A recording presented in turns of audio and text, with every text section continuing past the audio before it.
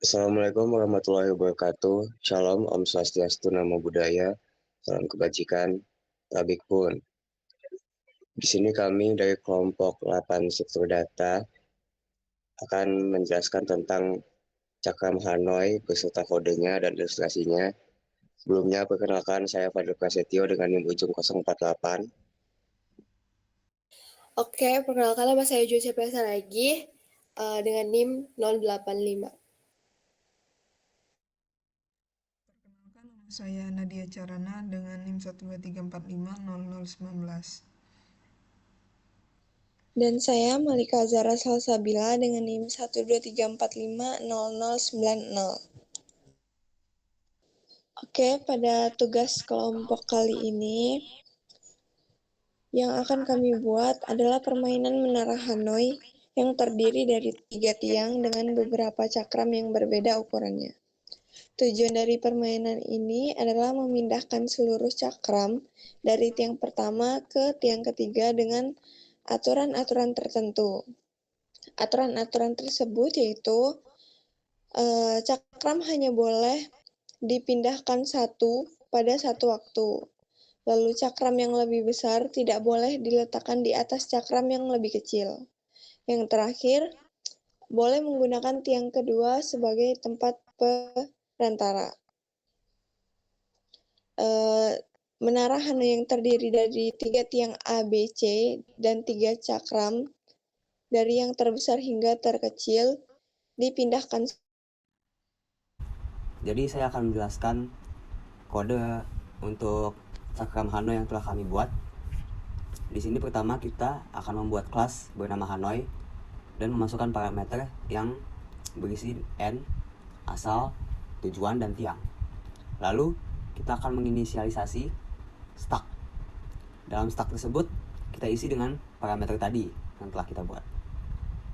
Lalu kita membuat dictionary yang akan digunakan untuk menunjukkan posisi cakram tersebut. Kemudian kita akan melakukan looping yang terdiri dari while, if, dan else. Pada looping ini terjadi dua operasi. Yang pertama itu ada pop, mengambil cakram, lalu ada append, menambahkan cakram tersebut ke tujuan. Nah, pada penambahan itu kita akan pindahkan cakram dari asal ke tujuan, lalu akan memprint posisi dari cakram tersebut. Dan ada juga else, dimana kita akan menambahkan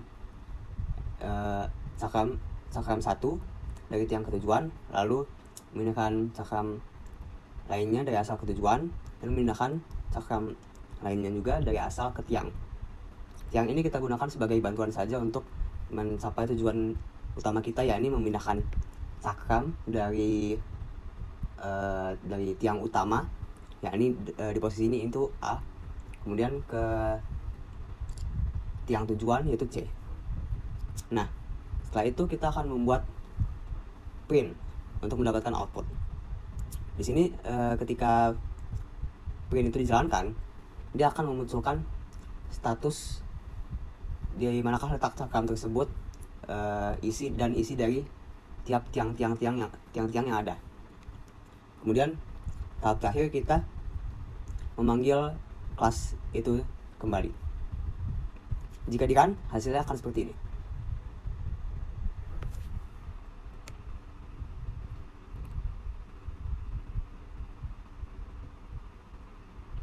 Nah, berikut hasilnya. Sebentar. Nah, mungkin ini seperti ini saja ya. Jadi seperti yang kita tahu, ketika kita menginisialisasi itu sebetulnya semua cakram itu berada pada tiang A. Jadi status mereka itu berada di tiang A ketika diinisialisasi. Semuanya 3, 2, dan 1 ini berada di tiang A. Tapi setelah kode itu dijalankan, dimulailah proses pemindahan cakram tersebut. Nah, di sini kita memindahkan cakram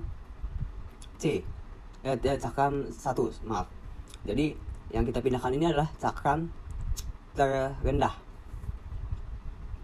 terkecil atau terendah ya, terkecil mungkin.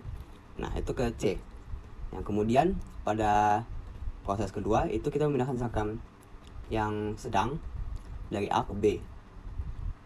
Lalu proses ketiga kita memindahkan cakram pertama lagi, yaitu ke B. Yang kemudian kita memindahkan cakram yang terbesar, yaitu dari A ke C. Nah, dari sinilah kita sudah dapat melihat bahwasannya tujuan kita tuh akan terpenuhi. Nah, karena apa? Karena pada kasus itu kita diminta untuk meletakkan cakram kepada tujuan kita, yakni tiang C, dari yang terbesar ke yang terendah atau ke yang terkecil lah gitu. Nah setelah itu kita memindahkan satu dari B ke A. Jadi karena kan ini stuck ya, jadi kita harus satu-satu gitu loh.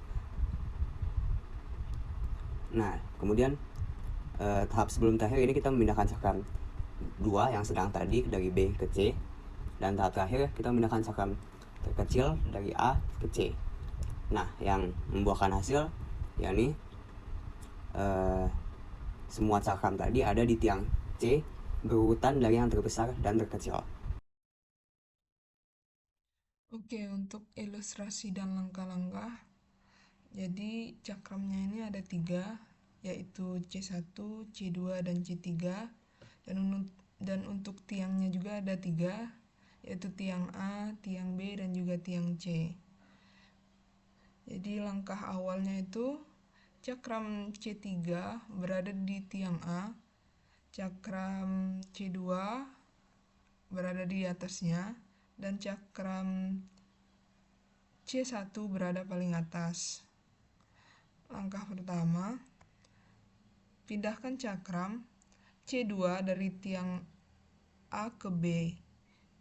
Jadi di tiang A itu pada langkah pertama hanya ada C2 dan C3, sedangkan di tiang C itu hanya ada C1.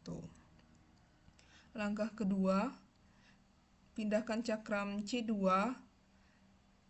dari tiang A ke tiang B. Jadi pada langkah kedua di tiang A hanya ada C3, di tiang B hanya ada C2, dan di tiang C ada C1. Langkah ketiga, pindahkan cakram C1 dari tiang C ke tiang B. Jadi pada langkah ketiga di tiang A ada C1, pada tiang B ada C1 dan C2, dan tiang C tidak ada cakram.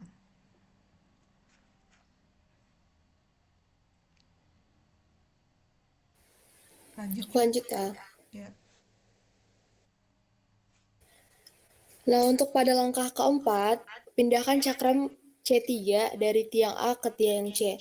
Nah, langkah ketiga ini akan menghasilkan pada tiang A cakramnya kosong, dan pada tiang B ada cakram 1 dan cakram 2, dan untuk tiang C ada cakram 3.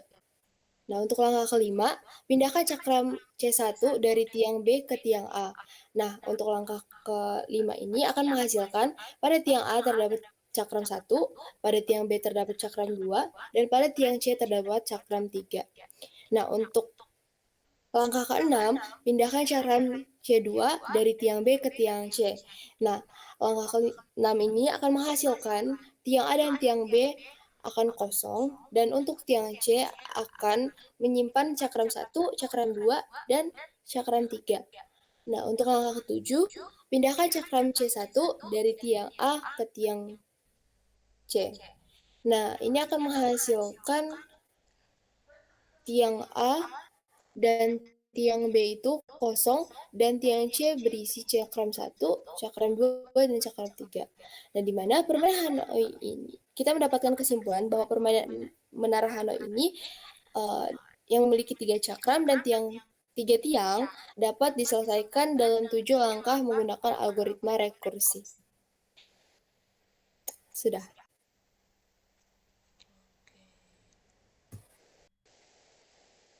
Oke. Baik, sekian presentasi atau penjelasan dari kelompok kami mengenai tugas praktikum algoritma pemrograman kali ini. Kurang lebihnya kami mohon maaf. Sekian kami ucapkan terima kasih.